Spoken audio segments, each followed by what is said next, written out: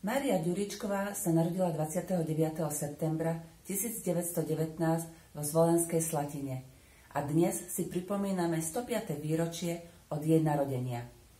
Bola slovenská spisovateľka, prekladateľka a scénaristka. Jej tvorba sa zameriava výlučne na diela pre deti a mládež. Svoje prvé diela začala publikovať v rôznych časopisoch, ako Zornička, Ohník, v ktorých bola zároveň aj šéfredaktorkou, a jej prvý knižný debut vyšiel v roku 1954.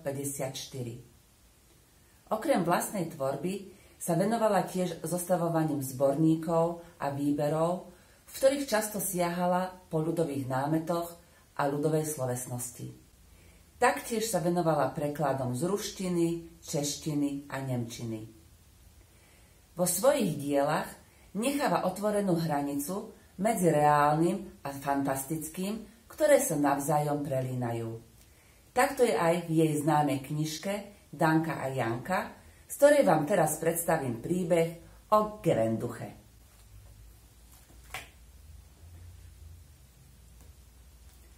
O Gevenduche. Vonku sa lialo, dažďové kvapky bežali po obločnom okne. Danka a Janka sa na ne chvíľu dívali, ale potom sa im to zunovalo. Lebo všetky kvapky bežali len nadol, ani jedna hore. Tak si radšej sadli a kreslili obludu Gevenduchu. Najprv nakreslila Janka čosi guľaté a čosi strapaté. Danka k tomu prikreslila čosi rovné a čosi krivé. Janka vkreslila čosi okaté a čosi zubaté. A Danka dokreslila čosi malé a čosi veľké. Gevenducha bola hotová. Podarila sa tak krásne, že sa už aj krajšie ani nemohla. Oko mala len jedno, ale ruky až 3. Prvú ako vidlička, druhú ako motička a tretiu ako hrable. Namiesto úst mala Gevenducha zobák a uši také veľké, že sa mohla do nich zakrútiť ako do kabáta. Utešená obluda. Bola taká krásna, že sa aj sama sebe zapáčila. Vyskočila z papiera a potiahla Janku za ucho rukou vidličkou. Jaj, Gevenducha, čo sa ťaháš? Vykríkla Janka. Lebo som rada. Zanvotila Gevenducha škreklavým hlasom a pošteklila Danku pod pazuchou rukou hrabličkami. Jaj, čo sa šteklíš? Nahnevala sa Danka. Nemohla vystať, keď ju niekto šteklil pod pazuchou. Lebo som rada, že ste ma spravili nohu krivulku. Výborne sa mi na nej skacká. A Gevenducha poskackala Danke po hlave nohou krivulkou. Potom stiahla Janke papuču a poškrabala ju na pete rukou motičkou. Jaj, jaj to chichotala sa Janka a skrývala si nohy pod sukňu. Danku to už napálilo. Schytila Gevenduchu za ruku vidličku a šmik do skrine. Zavrela. Juchacha! Potešila sa Gevenducha. Zaškrapkala po dverách skrine a zachytila sa kľúčovej dierky rukou hrabličkami. Prepchala si otvorom najprv hlavu, potom jednu za druhou všetky 3 ruky a nakoniec nohu krivulku. Juchacha! Skočila k Janke a pošklbala ju za sukňu. Sukňa bola nová, druhý raz oblečená a tu ju kto si ide šklbať?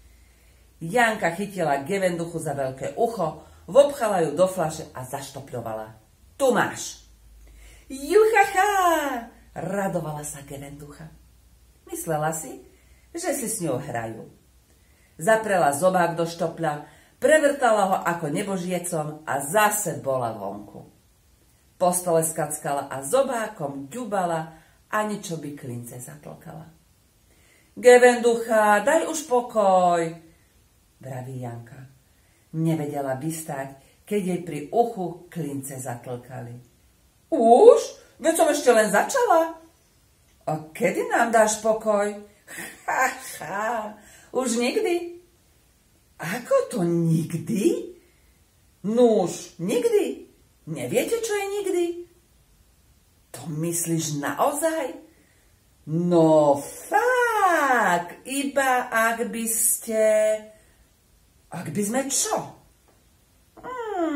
Iba ak by ste povedali čarovné slová, ale tie nevieš ani ty. A dala Janke frčku do nosa rukou motičkou a ani ty. A potiahla Danku za vlasy rukou vidličkou. Aké sú to slová, Gevenduška? Nepoviem. Lebo nevieš, vraví Janka a šúcha si nos. Bolí ju od tej frčky. Iste si ich už dávno zabudla. Ešte že čo? Nezabudla? Zavrtela sa Gevenducha na svojej nôžke krivulke a capla Danku po líci veličižným uchom. Nezabudla, la, šucha, rucha, Gevenducha, šmik. Čože by som zabudla? A capla Janko cez oči druhým veličižným uchom. Tu Janka žmurkla na Danku, Danka žmurkla na Janku a povedali ako jednými ústami: šucha, rucha, Gevenducha, šmik. Tie slová boli naozaj čarovné a mali veľkú silu. Gevenducha zamravčala ako mača a hneď sa musela vrátiť naspäť na papier. Zase bol z nej obrázok ušatej obludy. Danka a Janka vzali gumu a chytro Gevenduchu vygumovali. Takáto to bola nebezpečná príhoda.